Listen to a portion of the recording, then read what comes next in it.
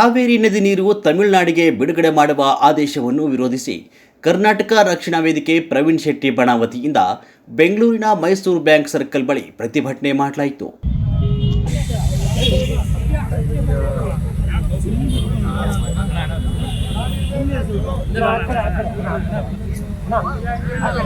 ಪ್ರತಿಭಟನೆಯಲ್ಲಿ ಮಾತನಾಡಿದ ಕರವೇ ರಾಜ್ಯಾಧ್ಯಕ್ಷ ಪ್ರವೀಣ್ ಶೆಟ್ಟಿ, ಕಾವೇರಿ ನೀರು ಬಿಡುಗಡೆ ಆದೇಶವನ್ನು ಕೂಡಲೇ ವಾಪಸ್ ಪಡೆಯಬೇಕು ಅಂತ ಆಗ್ರಹಿಸಿದರು.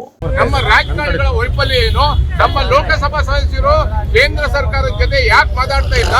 ಕುಡಿಲಿಕ್ಕೆ ನೀರಿಲ್ಲ, ಇರುವಾಗ ಹರಿದೋಗಿದೆ ನೀರು, ಇಲ್ಲಿದ್ದವಾಗ ಎಲ್ಲಿಂದ ತಂದ್ಕೊಡಕ್ ಸಾಧ್ಯ ಇದೆ? ನಾವು ಬೆಂಗಳೂರಲ್ಲಿ ದೇಶ ವಿದೇಶಿ ಜನ ಬಂದ್ಬಿಟ್ಟು ಇಲ್ಲಿ ನೀರನ್ನ ಕುಡಿತಾರೆ. ಇಂಥ ಸಂದರ್ಭದಲ್ಲಿ ನಮ್ಗೆ ನೀರಿಲ್ಲ ಅಂತ ಸಂದರ್ಭದಲ್ಲಿ ನೀರು ಬಿಡಿ ಅಂದ್ರೆ ಹೆಂಗ್ ಸಾಧ್ಯ ನೀರು ಬಿಡಕ್ಕೆ? ಆದ್ರಿಂದ ಕಾವೇರಿ ಹಳ್ಳದಿಂದ ಬಂದಂತ ಮಾನ್ಯ ಮುಖ್ಯಮಂತ್ರಿಗಳಂತ ಡಿ ಕೆ ಶಿವಕುಮಾರ್ ಇನ್ನೂ 1 ವರ್ಷ ಇರೋದು ಅಷ್ಟೇನೆ. ನಿಮ್ಗೆ ಅಧಿಕಾರ ಮುಖ್ಯ ಅಲ್ಲ, ಜನರ ನಾಡಿ ಮಿಡಿತ ಮುಖ್ಯ.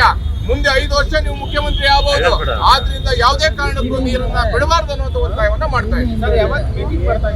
ಮಾಡ್ತೀವಿ. ವಾಟಾಳ್ ನಾಗರಾಜ್ ಅವ್ರ ಮೇಲೆ ಸಭೆ ಸೇರ್ತೀವಿ, ಮೀಟಿಂಗ್ ಮಾಡ್ತೀವಿ.